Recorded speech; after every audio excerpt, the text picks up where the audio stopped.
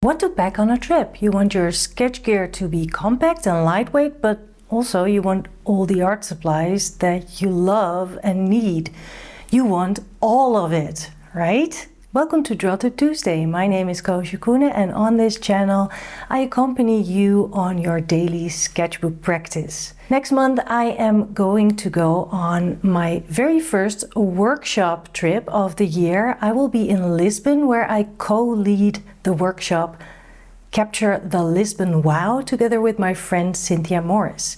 In fact, you can still grab those last tickets for that, and maybe next month we are drawing together in the streets of Lisbon.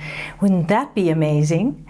All the info you can find in the description below this video. And as I am preparing for the workshop, I am also packing my art gear. So today I will show you how you can pack every art supply that you need without overpacking. And by the end of the video, I will also have some extra tips that will be helpful for your trip. First of all, the most important thing, your sketchbook.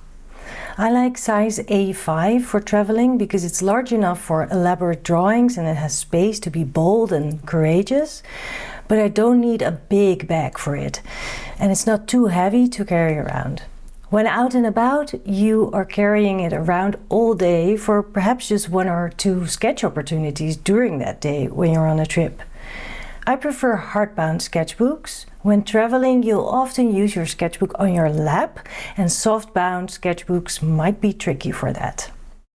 I like bringing a tiny sketchbook in addition, in case I am going out and only have a small purse, or when I go on a hike on which I don't want the weight of sketch gear, but I do want something for sketch emergencies. I don't even need to bring my pencil case with this one because a small double-sided pencil is held by the elastic band. Unfortunately, I don't know the brand of this sketchbook. I bought it many years ago in a shop that doesn't exist anymore. I will bring pens with water-resistant ink so I can paint on top with watercolors. I'm bringing my Sailor Fude nib pen, which has a calligraphy nib, and also my Pentel pocket brush pen, and both pens give me a lot of versatility. I also bring cartridges for the brush pen and my bottle of ink so I can refill the pen converters. These are refillable ink cartridges that you can buy separately for your fountain pens. This is platinum carbon black ink, which is waterproof ink especially made to use in fountain pens. I roll the bottle in tissue paper and then put it in a Ziploc and then in another Ziploc. I never had the bottle leaking or breaking or anything like that, but I'd rather be safe than sorry.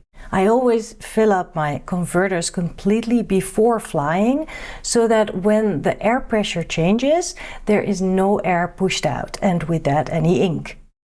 Still, I do Ziploc my fountain pens for flying, and I don't use them on the plane, especially not at landing and takeoff when the air pressure changes.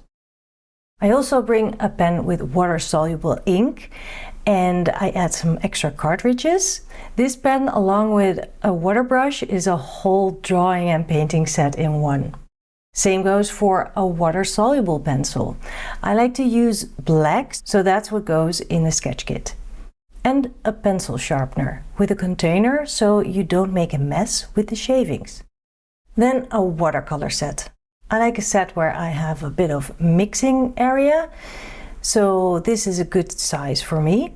And my watercolors are all from tubes from the brand Daniel Smith. I use a water brush with a broad tip with this. It's a plastic paintbrush that holds water in its barrel. I prefer this over bringing a brush and water and a container for the water. It's just too much of a hassle for me. You squeeze the barrel to feed water to the brush, and I always bring two of these because I run through the water quite quickly, especially when cleaning the brush. I always pack a few of sheets of paper towel or a pack of tissues or both for wiping my brush. Clips to hold down my paper when it's windy, a glue stick to glue in tickets, receipts or other stuff, collage material, and scissors in case I find interesting collage material and want to cut it. These I carry not in my carry-on on the plane. I like using colored pencils and crayons for adding texture to my drawing. To keep it all as compact as possible, I use this pencil roll. I bring the colors that I use most and leave any just-in-case colors at home. I bring a black and white non-soluble crayon and a bunch of water-soluble crayons and pencils that I can use with or without water, so that this pencil roll has a versatile mix of colors and choices. Here I also have a pencil sharpener for both the pencils and the crayons. I do bring a smaller pencil case too, so I can make a small kit when I want to bring a minimum of supplies. For drawing on location, I prefer a sitting mat over a small folding stool. That's because I want my pack to be lightweight, and I am totally fine sitting on the ground with this mat or on a ledge somewhere. If I want comfort, I find a bench or I go find a terrace. Don't bring any just-in-case stuff. You won't use it. When you're traveling, you need to keep it simple. There are so many new impressions when you are in a new place. The views, the people, maybe the language, the culture. So much to take in. You want to be comfortable when you draw. Bring materials that you are familiar with and that you feel comfortable with. And that way you will feel so much better when you open your sketchbook to draw and capture a moment or a memory. So I think that is actually the most important tip that I can give you. Also, if it turns out that you forgot something or you miss something that you're like, oh, every time you open up your sketchbook, you're like, I wish I had this and that little art supply. Well, that is a great excuse to go and find a local art supply shop, because those are the best to visit, right? That's it for today. Please like and subscribe. And I will be back with another Draw Tip Tuesday video next week. See you then. Bye.